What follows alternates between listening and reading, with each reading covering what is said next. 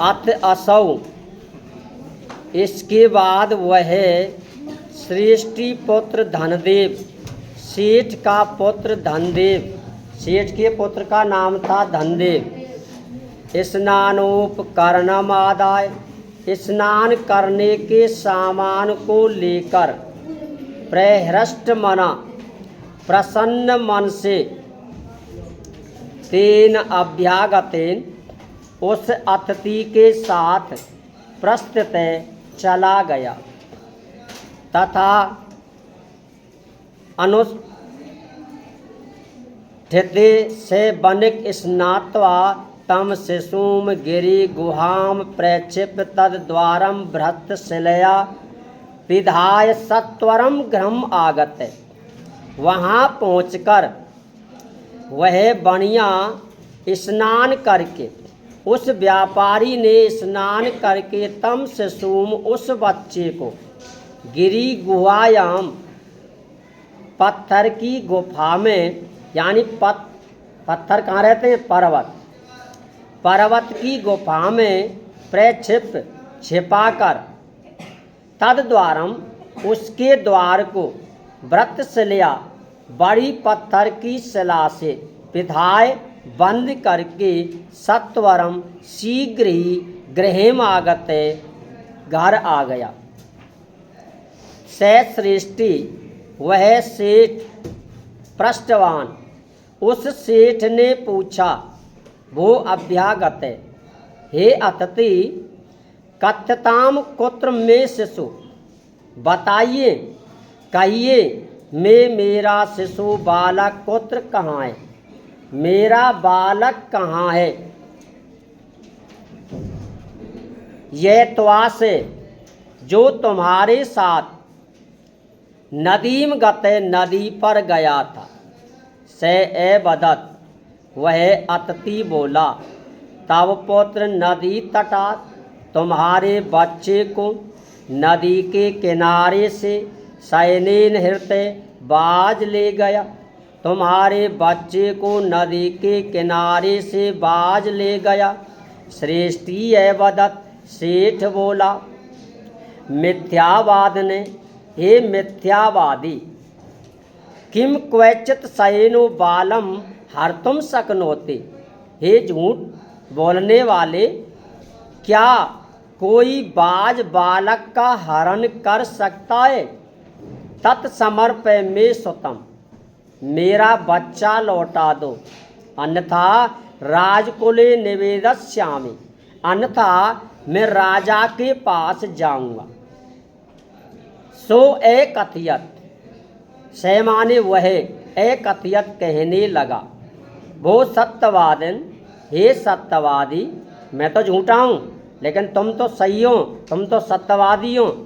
यथा शयनो बालम नयति, जैसे बाज बालक को नहीं ले जाता है, तथा मूषका अपि, वैसे ही चूहे भी लोहे घटतम तुलाम ने भक्ष्यन्ते, वैसे ही चूहा लोहे से बनी हुई तराजू को नहीं खा सकते हैं। तदर्प में तुलाम, मेरी तराजू दे दो। यदि दारकेन प्रयोजनम, यदि बच्चा चाहते हो। हे सत्यवादी, जैसे बाज बालक को नहीं ले जा सकता है, वैसे ही चूहा वे लोहे की तराजू को नहीं खा सकते हैं। यदि तुम अपना बच्चा चाहते हो तो मेरा बालक लौटा दो, मेरी तराजू लौटा दो, मैं तुम्हारा बालक लौटा दूँ। एवं विवद मानव, इस प्रकार झगड़ा करते हुए, तव द्वावपि, वे दोनों, इस प्रकार झगड़ा करते हुए वे दोनों राजकुलम गतौ, राजा के पास गए। किसके पास गए? राजा के पास गए। तत्र श्रेष्ठी तारस्वरेन एवदत, वहाँ सेठ, यानी जो सबसे पहले झूठ बोली थी, वो सेठ तारस्वरेन, ऊंची आवाज में एवदत बोला, वो वंचितो अहम, अरे मुझे ठग लिया, वंचितो अहम, मुझे ठग लिया। ए ब्रह्मणम, मेरी रक्षा करो। अनेन चोरेन मम शिशु अपहृते, हे राजन इसने मेरे बच्चे को उठा लिया है, यानी मेरे बच्चे का हरण कर लिया है। अत इसके बाद धर्माधिकारण न्यायाधीश तम एवदन, उससे बोला वो समर्प्यताम श्रेष्ठी सुत, अरे सेठ का बालक लौटा दो। से एवदत, वह बोला किम करोमि, महाराज मैं क्या करूं। पश्चतो, देखो मैं नदी तटात सैनेन शिशु अपहृत, देखो नदी के किनारे से बाज इसके बच्चे को ले गया।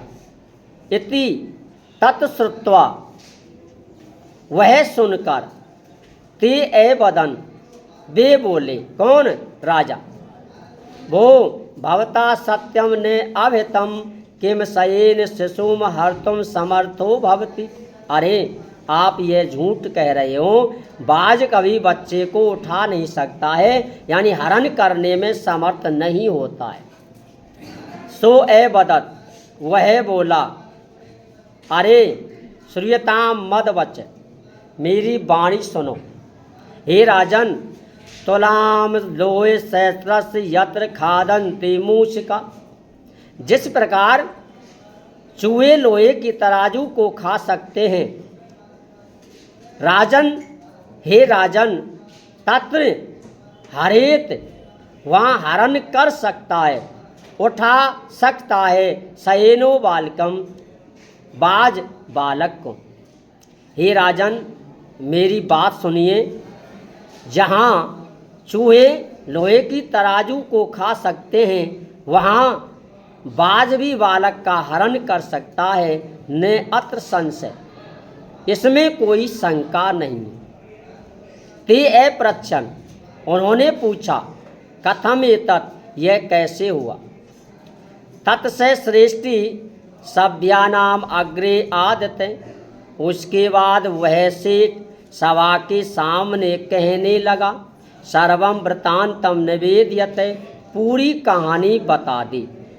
तत् उसके बाद न्यायाधिकारण, न्यायाधीशों ने, न्याय के अधिकारियों ने बियस हंस कर तौ द्वावपि संबोध, उन दोनों को संबोधन करके, संबोधन का मतलब समझा बुझा करके, दोनों को समझाकर तोला शिशु प्रदानेन तोषितवन्ते, तराजू वाले को तराजू दिला दी और बच्चे वाले को बच्चा दिलाकर तोषितवन्ते, उन दोनों को प्रसन्न कर दिया। इस प्रकार से उसे अपनी तराजू मिल गई और उसे अपना बेटा मिल गया।